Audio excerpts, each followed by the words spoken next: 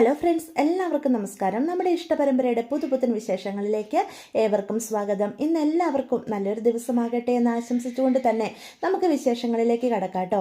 അങ്ങനെ അനുവും ജീവനും കൂടി സംസാരിച്ചുകൊണ്ട് നിൽക്കുകയാണ്.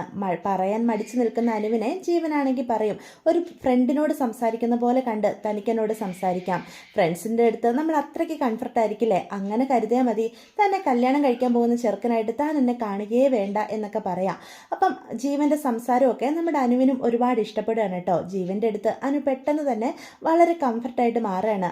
അത് പിന്നെ ജീവ, നമ്മൾ ഒരുമിച്ച് ഒരു ജീവിതം തുടങ്ങാൻ പോവാ. അതിനു മുന്നേ നമ്മുടെ ഇടയിൽ ഒരു രഹസ്യവും പാടില്ല എന്ന് എനിക്ക് നിർബന്ധമുണ്ട്. അതുകൊണ്ടാണ് തന്നെ കാണാനായിട്ട് വന്നത്. എന്നെക്കുറിച്ചുള്ള എല്ലാ കാര്യങ്ങളും താൻ അറിഞ്ഞിരിക്കണം.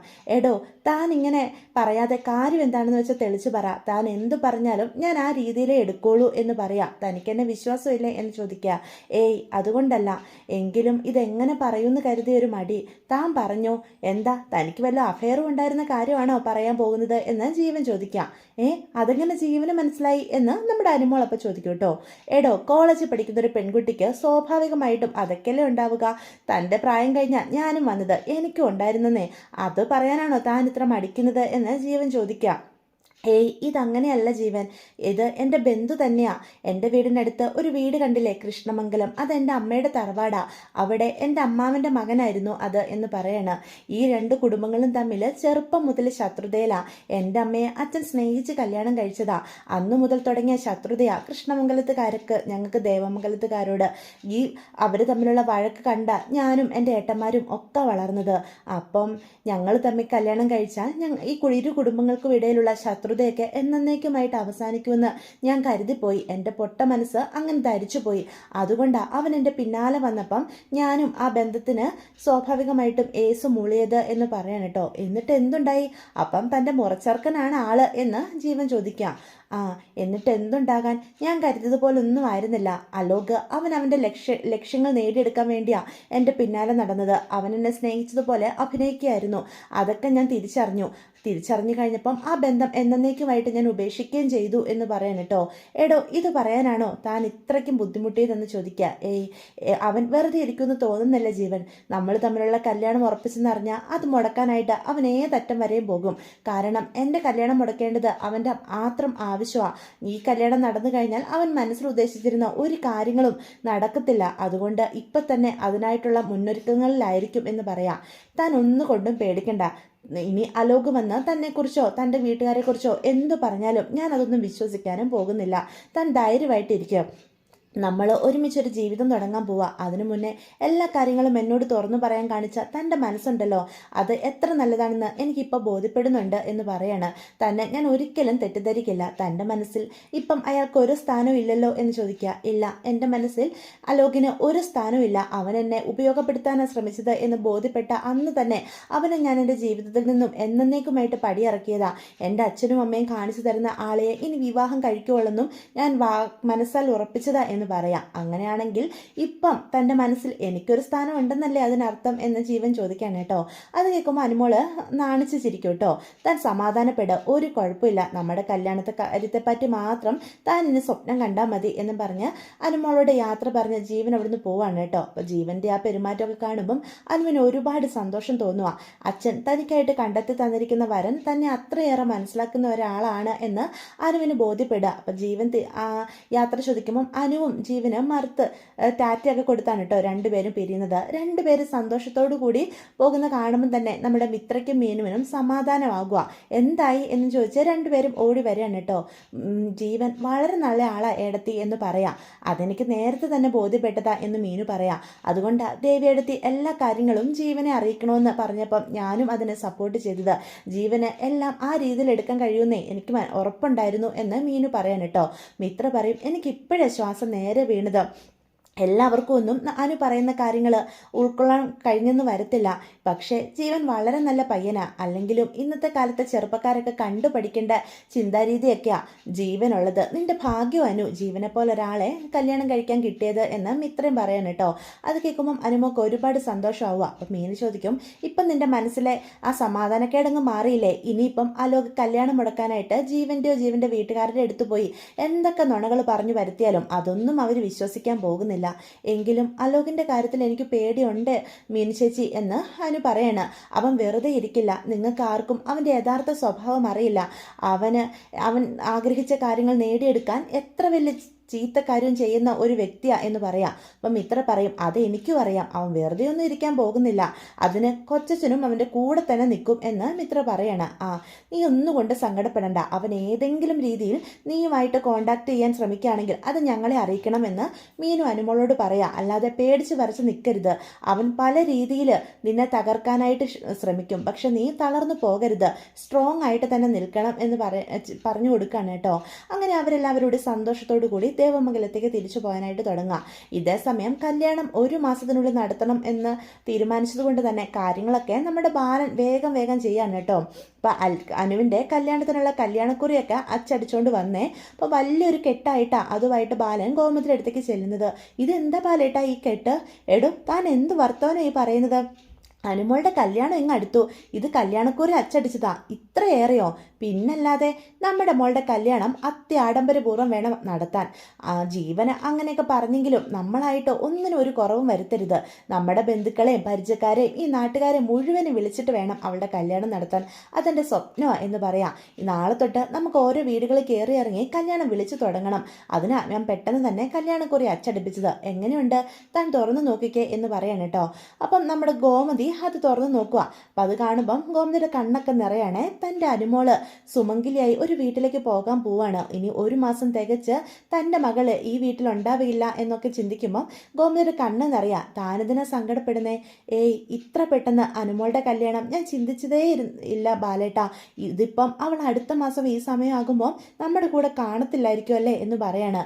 താൻ അങ്ങനെ ചിന്തിക്കാതെ, നമ്മുടെ അനുമോക്ക് കിട്ടാൻ പറ്റാവുന്നതിൽ വെച്ച് ഏറ്റവും നല്ല ബന്ധമാണ് ജീവനുമായിട്ടുള്ളത്. എത്ര നല്ല വീട്ടുകാരാ. അതുപോലെ ആ പയ്യനോ തങ്കപ്പെട്ട പയ്യനല്ലേ, എന്ത് നല്ല സ്വഭാവവും ഇടപെടലും ഒക്കെയാ എന്ന് പറയാം.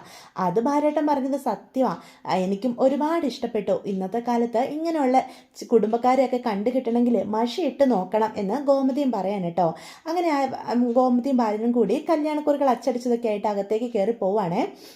അപ്പം നമ്മുടെ ഗോമതി അതിൽ നിന്നൊരു കുറിയെടുത്ത് ആദ്യം തന്നെ തൻ്റെ അമ്മയ്ക്ക് കൊടുക്കണമെന്ന് തീരുമാനിക്കുകയാണ് കേട്ടോ. അപ്പോൾ കൃഷ്ണമംഗലത്ത് അവിടെ നിൽക്കുന്ന ഇന്ദ്രാമ്മയെ കാണുമ്പോൾ ഗോമതി അടുത്തേക്ക് ചെന്ന് അമ്മയെ പതിയെ വിളിക്കുകയാണ്. അപ്പോൾ ഗോമതി വിളിക്കുന്ന കേൾക്കുമ്പം ഇന്ദ്രാമ്മ വേലിക്കലേക്ക് വരിക. എന്താ മോളെ, എന്താ കാര്യം എന്ന് ചോദിക്കും. അമ്മേ, അനുവിൻ്റെ കല്യാണം നിശ്ചയിച്ചു, അമ്മ അറിഞ്ഞില്ലായിരുന്നോ എന്ന് ചോദിക്കും. അനന്തം വീട്ടിൽ വന്ന് പറഞ്ഞായിരുന്നു.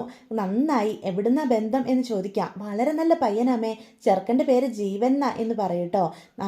എന്താ ജോലി? ബാങ്കിലെ ഉദ്യോഗസ്ഥനാ. ചെറുക്കൻ്റെ വീട്ടുകാരൊക്കെ നല്ല കുടുംബക്കാരമ്മേ, ഞങ്ങൾക്കൊക്കെ ഒരുപാട് ഇഷ്ടപ്പെട്ടു. 1 മാസത്തിനുള്ളിൽ കല്യാണം നടത്താനാണ് തീരുമാനിച്ചിരിക്കുന്നത്. ദേ ബാലേട്ടൻ ഇന്ന് കല്യാണക്കുറി അച്ചടിച്ചുകൊണ്ട് വന്നിട്ടുണ്ട്. ആദ്യത്തെ ക്ഷണക്കത്ത് അമ്മയുടെ കയ്യിൽ തന്നെ കൊടുക്കണമെന്ന് എൻ്റെ ആഗ്രഹമായിരുന്നു. അതുകൊണ്ടാണ് ഞാൻ അമ്മയെ വിളിച്ചത് എന്ന് പറയാണ്. വീട്ടിലേക്ക് കയറി വന്ന് എല്ലാവരും വിളിക്കണമെന്നുണ്ട്, പക്ഷേ അതൊക്കെ എൻ്റെ വെറും സ്വപ്നങ്ങൾ മാത്രമല്ലേ അമ്മേ എന്ന് ഗോമതി ചോദിക്കാം. മോൾ അതൊന്നും ഓർത്ത് സങ്കടപ്പെടണ്ട. ഈ 2 വീടുകൾക്കിടയിലുള്ള പകയും വിദ്വേഷവും ഒക്കെ ഒരു ദിവസം മാറും. അലോക് അവൻ എന്തെങ്കിലും പ്രശ്നം ഉണ്ടാക്കുമോ അമ്മേ എന്നപ്പോൾ ഗോമതി ചോദിക്കാം. അവനോട് പോകാൻ പറ.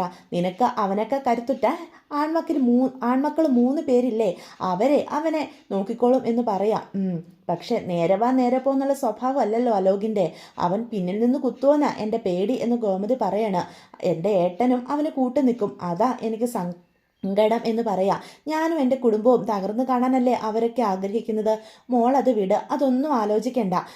അനന്തൻ എന്തായാലും നിങ്ങളെ സപ്പോർട്ട് ചെയ്ത് തന്നെയാണ് സംസാരിക്കുന്നത്. പിന്നെ അച്യുതൻ്റെയും അലോകിൻ്റെ രാജശ്രീയുടെ സ്വഭാവം നിനക്കറിയാലോ. എന്തായാലും ഒന്നും ചെയ്യാത്തൊന്നും അവരിരിക്കില്ല. നിങ്ങളും ഒരു മുൻകരുതൽ എടുക്കണം എന്ന് പറയാം. അതെന്തായാലും ഉണ്ടാകും അമ്മേ.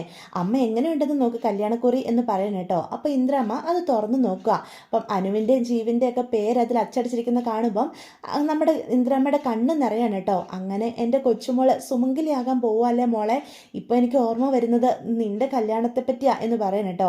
അത് കേൾക്കുമ്പോൾ ഗോമതി തല കൊലിച്ചു നിൽക്കുക. അയ്യോ, നിന്നെ സങ്കടപ്പെടുത്താൻ ഞാൻ പറഞ്ഞതല്ല.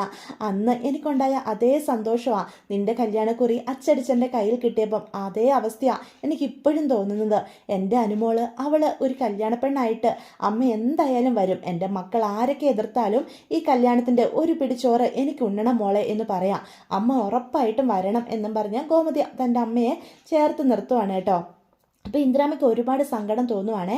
ഇങ്ങനെ വേലിക്കരികിൽ നിന്ന് തൻ്റെ മകളോട് സംസാരിക്കേണ്ട അവസ്ഥ തനിക്ക് വന്നല്ലോ എന്നാണ് ഈ ഇരു കുടുംബങ്ങൾക്കും ഇടയിലുള്ള സമരമൊക്കെ അവസാനിപ്പിച്ച് ശാന്തതയോടെ, സന്തോഷത്തോടെ, സ്നേഹത്തോടെ ഇരു കുടുംബവും ജീവിക്കുന്നതെന്നൊക്കെ ചിന്തിക്കാം. നമ്മുടെ ഇന്ദ്രമ്മ പറയും, മോളെന്നാ കയറിപ്പോക്കോ, ഒരുപാട് സമയം ഇവിടെ നിന്ന് നമ്മൾ സംസാരിക്കുന്നത് ആ രാജശ്രീയോ അച്യുതനോ കണ്ടു കഴിഞ്ഞാൽ പിന്നെ അത് മതി എന്ന് പറയണം കേട്ടോ. അപ്പോൾ ഗോമതി അകത്തേക്ക് കയറി പോവാണേ. എന്തായാലും ഗോമതി ഒരുപാട് സന്തോഷത്തിലാണ് തൻ്റെ അനുമോളുടെ കല്യാണക്കാര്യത്തെ പറ്റിയൊക്കെ ഓർത്തെ. ഇതേ സമയം അലോകാകെ വെകളി പിടിച്ച് നടക്കുകയാണ്. അനുവിന് തന്നോട് ഇപ്പോൾ യാതൊരു മമതയോ സ്നേഹമോ ഒന്നും ഇല്ല എന്ന് അലോകിന് ബോധ്യപ്പെട്ടിട്ടുണ്ട്. അപ്പോൾ കൂട്ടുകാരുടെ അടുത്തേക്കാണ് അലോക് ചെല്ലുന്നത്. നീ എന്താ ഇങ്ങനെ ഇരിക്കുന്നത് എന്ന് അപ്പോൾ ഒരു ഫ്രണ്ട് ചോദിക്കും കേട്ടോ. എടാ, ആ ദേവമംഗലത്തെ അനുശ്രീ, അവളെ ഞാൻ കുറെ കഷ്ടപ്പെട്ട വളച്ച് എൻ്റെ പോക്കറ്റിലാക്കിയേ. ഇപ്പം അവൾക്ക് വേറെ കല്യാണം ആലോചിച്ചിരിക്കുന്നു. എന്നോടുള്ള അവളുടെ ദിവ്യപ്രണയമൊക്കെ അവസാനിപ്പിച്ചെന്ന് എനിക്കും തോന്നുന്നേ. ഏയ്, അവള് നിന്നെ ഇത്ര പെട്ടെന്ന് വെറുത്തോടാ എന്ന് ചോദിക്കാം. അല്ല, അവളെ കുറ്റം പറയാനും പറ്റില്ല. അത്തരത്തിലുള്ള പ്രവൃത്തികളല്ലായിരുന്നു നിന്റെ ഭാഗത്തു നിന്നുണ്ടായത്. അവളുടെ വീട്ടിൽ പോയി നീ എന്തൊക്കെയാ കാട്ടിക്കൂട്ടിയത്? സ്വന്തം അമ്മയെ കൊല്ലാൻ വരെ നോക്കിയ ഒരുത്തനെ ഏതെങ്കിലും പെണ്ണുങ്ങൾ പിന്നെ സ്നേഹിക്കുവോടാ എന്ന് ചോദിക്കാം. ദേ, നീയൊക്കെ എൻ്റെ കൂട്ടുകാർ തന്നെയാണോ? എനിക്കൊരു സഹായം ചെയ്യാനായിട്ടാ നിന്റെ അടുത്തേക്ക് ഞാനിപ്പോൾ വന്നത്. നീ എന്താ പറഞ്ഞു വരുന്നത്? അവളുടെ കല്യാണം ഒരിക്കലും നടക്കാൻ പാടില്ല. അവളിങ്ങനെ ആരെങ്കിലും കല്യാണം കഴിക്കുന്നുണ്ടെങ്കിൽ അത് ഈ അലോകിനെ മാത്രമായിരിക്കും. അവളെ എൻ്റെ കയ്യിൽ നിന്നും അങ്ങനെ വഴുതി പോകാൻ ഞാൻ സമ്മതിക്കില്ല. പല ലക്ഷ്യങ്ങളും മനസ്സിൽ കണ്ടുകൊണ്ടാ അവളെ ഞാൻ വളച്ച് കുപ്പിയിലാക്കിയത്. അതൊക്കെ നഷ്ടപ്പെട്ടാലേ പിന്നെ ഈ അലോക് ജീവിച്ചിരുന്നിട്ട് കാര്യമില്ല. എൻ്റെ അച്ഛനും അമ്മയ്ക്കും ഞാൻ കൊടുത്ത വാക്കാ അവളെ കൃഷ്ണമംഗലത്തെ മരുമോളാക്കിക്കൊള്ളാമെന്ന്. അതുകൊണ്ട് എനിക്ക് അവളുടെ കല്യാണം മുടക്കി എൻ്റെ വഴിക്ക് അവളെ കൊണ്ടുവന്നേ പറ്റൂ. നീ എങ്ങനെയെങ്കിലും അവളോട് സംസാരിക്കാൻ ഒരവസരം ഉണ്ടാക്കി എടുക്കടാ. അവളൊരു പൊട്ടിയാന്ന് നീ തന്നെ എപ്പോഴും പറയാറില്ലേ? അവൾ നിന്റെ വഴിക്ക് വന്നോളും. നീ ഒന്ന് കരഞ്ഞു കാണിച്ചാലേ അവൾ വീഴും എന്ന് പറയണം.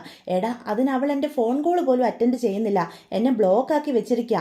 അവളുടെ വീട്ടിലേക്ക് കയറി ചെല്ലാൻ പറ്റുമോ? വീട്ടിൽ നിന്ന് അവൾ എപ്പോഴെങ്കിലും പുറത്തിറങ്ങിയാൽ എസ്കോട്ട് പോകുന്ന പോലെ അവളുടെ ഏടത്തിമാരും കൂടെ കാണും. കാവല. അവളെ തനിച്ചൊരിടത്ത് വിടുന്നു പോലും ഇല്ല. എന്നെ പേടിച്ചിട്ടാന്നൊക്കെ എനിക്കറിയാം. പക്ഷേ അവരുടെയൊക്കെ കണ്ണ് വെട്ടിച്ച് എനിക്ക് അവളിലേക്ക് എത്തിപ്പെട്ടേ പറ്റൂ. നീ എന്തിനാ ഇത്ര ടെൻഷൻ അടിക്കുന്നത്? നീ തന്നെ പറയാറില്ലേ നിന്റെ ഇളയച്ചൻ്റെ ഭാര്യ നിനക്ക് സപ്പോർട്ട് ചെയ്ത് നിൽക്കുന്ന ആളാ, നിനക്ക് വേണ്ട എല്ലാ സഹായവും ചെയ്തു തരുമെന്ന്. സുകന്യ ചേച്ചി അവിടെ ഉള്ളതാ എൻ്റെ ധൈര്യം. അവർ വഴി അവളിലേക്ക് അടുക്കാൻ നോക്കടാ. എന്തെങ്കിലും പറഞ്ഞ് അവളുടെ മനസ്സ് മാറ്റി നിന്റെ ഫോൺ അറ്റൻഡ് ചെയ്യുന്ന വിധത്തിൽ ഒന്ന് മനസ്സാക്കിയെടുക്കാൻ അവരെ കൊണ്ട് നീ പറ എന്ന് പറയണം. അത് നല്ലൊരു ഐഡിയ. എങ്ങനെയെങ്കിലും അവൾ എൻ്റെ ഫോൺ ഒന്ന് അറ്റൻഡ് ചെയ്തേ പറ്റൂ. അവൾക്ക് എന്നെ പൂർണ്ണമായിട്ടും വേണ്ട എന്നൊരു നിലപാട് തന്നെയാണെന്ന് എനിക്ക് മനസ്സിലായ പിന്നെ എത്ര നാറിയ കളി കളിച്ചിട്ടാണെങ്കിലും എൻ്റെ വഴിക്ക് അവൾ കൊണ്ടുവരണം. അവളുടെ ഏറ്റവും വലിയ വീക്ക്നെസ് എന്താണെന്ന് നിനക്കൊക്കെ അറിയാവോടാ എന്ന് അലോക് ചോദിക്കുക. അത് ഞങ്ങൾക്ക് എങ്ങനെ അറിയാനാ? നീ തന്നെ പറ. അവളുടെ കുടുംബം, ആ കുടുംബത്തിൻ്റെ അഭിമാനത്തെ തൊട്ട് കളിച്ചാൽ പിന്നെ അവൾ ഒരിക്കലും സമാധാനത്തോടെ ഇരിക്കില്ല. അത് വെച്ചിട്ട് വേണം നമുക്ക് കളിക്കാൻ എന്ന് അലോക് പറയാം. ആദ്യം നീ അവളോട് സംസാരിക്കുക. ചിലപ്പം നീ ഒന്ന് കരച്ച് കാണിച്ചാൽ അവൾ നിന്റെ പിന്നാലെ തന്നെ വന്നോളും. നീ ആത്മഹത്യ ചെയ്യുമെന്നൊക്കെ പറഞ്ഞ് അവളെങ്ങ് ഭീഷണിപ്പെടുത്തട എന്ന് ഒരുത്തം പറയാം. സുകന്യ ചേച്ചിയോട് ഞാൻ പറയുന്നുണ്ട്, എങ്ങനെയെങ്കിലും എൻ്റെ ഫോൺ കോൾ അവളുടെ കയ്യിലൊന്ന് എത്തിക്കാൻ എന്ന് അലോക് പറയണം കേട്ടോ. അങ്ങനെ സുകന്യ മുഖേന അലോക് നമ്മുടെ അനുവുമായിട്ട് കോണ്ടാക്ട് ചെയ്യാനുള്ള ശ്രമങ്ങളൊക്കെയാണ് കേട്ടോ. അതിനുവേണ്ടി സുകന്യ എല്ലാ സഹായങ്ങളും ചെയ്തു കൊടുക്കുകയും ചെയ്യും. അപ്പോൾ ഇതൊക്കെയാണ് തിങ്കളാഴ്ചത്തെ എപ്പിസോഡിൻ്റെ വിശേഷങ്ങൾ. അപ്പോൾ വീഡിയോ ഇഷ്ടപ്പെട്ടുവെങ്കിൽ ചാനൽ സബ്സ്ക്രൈബ് ചെയ്യാൻ മറക്കരുത്, ലൈക്ക് ചെയ്യാനും മറക്കരുത്. നിങ്ങളുടെ അഭിപ്രായങ്ങൾ കമൻസ് വഴി എന്നെ അറിയിക്കാനും മറക്കരുത്.